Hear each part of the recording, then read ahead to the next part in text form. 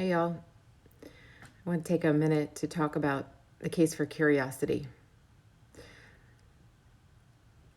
I'm a consultant, which means that I have pretty specific skill sets and people hire me to work with them around those.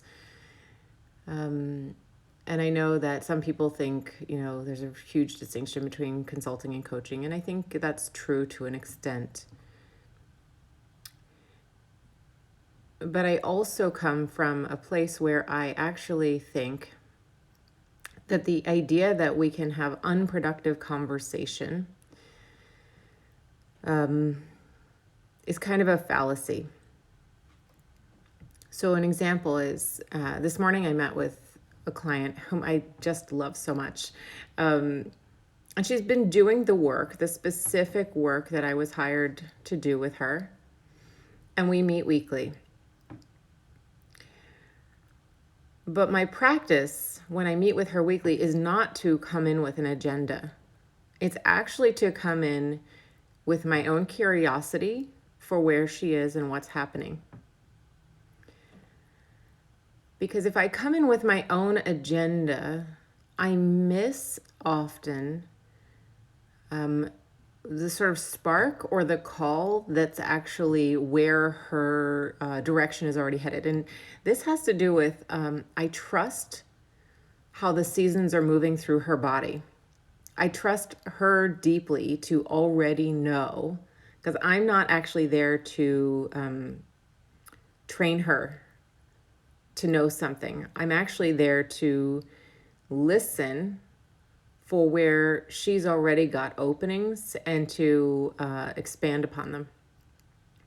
And maybe to add, right? To add something that I may have access to that she doesn't. But in most cases, it's really for her own discovery in my presence. So it's for me to be the presence for her discovery to evolve. And in doing so, actually, I have to be very careful to keep my own agenda out of it.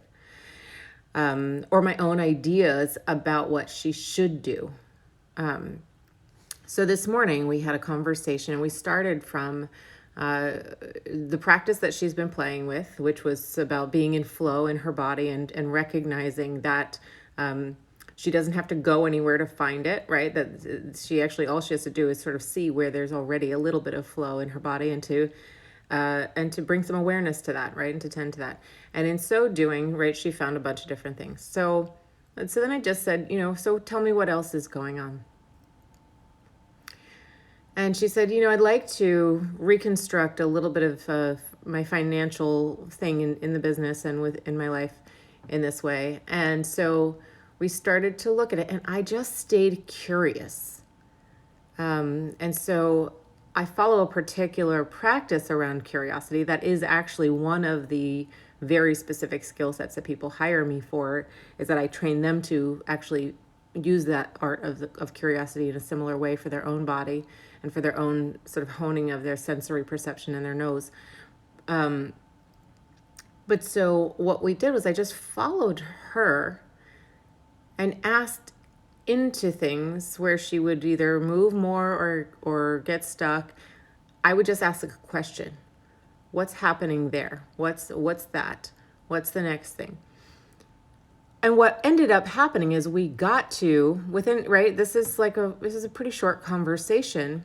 Somehow we got from a question of rearranging a little financial thing to actually recognizing that part of the way she's been talking about the business that she's in isn't her sort of biggest and best use, and it doesn't actually align fully. I really dislike the word impact. If anybody has a better word for impact, would you please put it in here? Change. That what she's been doing is fantastic, but it's going to take her a longer time to create the changes in the world through that particular place. And so what actually opened up was a new lens for her work that actually expanded into her, actually it's more dropping into the work that she's really here about and connecting to a way for other people to really get that. And so, right, when I talk about leadership skills, it's actually this question of, can I be curious? Can I trust myself to be curious enough that to know that if I keep following that, something new will arise and something powerful will happen. So this is my plug for having conversation that isn't purpose driven, and trusting that purpose and action will arise when you are willing to sort of stay in that deep place. The body will direct us as to what happens next in a very specific way. So for years, I used to teach a class that was intentionally unscripted. It was intentionally decurriculum.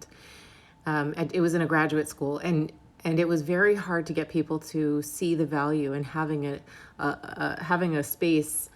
And it was an intergenerational space right across the different levels of people in the graduate programs, and it was interdisciplinary across the different programs. Because what we know is that a lot of the real learning actually happens in those interstitial spaces in which, right, some of just the real questions of life show up in a way that they can't go when we're adding new information constantly. I think in many cases we have plenty of information. The question is now, who's going to drive the application of what we know matters? And unless we get really quiet maybe, or listening to, the driver of that doesn't have the power behind it, of the stillness. Hey, I may or may not have been talking about you recently. The power of stillness, though, will naturally create the next movement. And so being in the curiosity, being in the mystery, having an undirected conversation is an incredibly powerful way to actually see where the biggest and most powerful next action is, because it's in your body, it's in nature, it's actually already in you.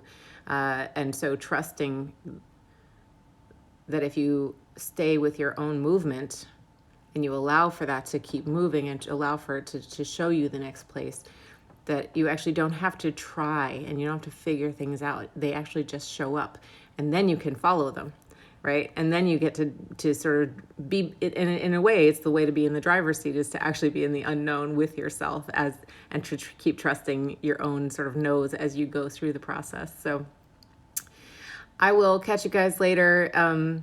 Marjolein, I was wondering if there's a better word than impact. Because I think that's it's a word that keeps coming up in my language frames, and I don't love it. It sounds like I want to hit somebody with my car, and I don't. I want to change things on the planet for the better. So, yeah, so what I mean by impact is, like, in a specific instance, how do you actually change the water supply? How do you get a clean water supply for a whole city? That's what, to me, when I say impact, that's the kind of stuff that we're talking about. So, alrighty, enjoy your day, everybody.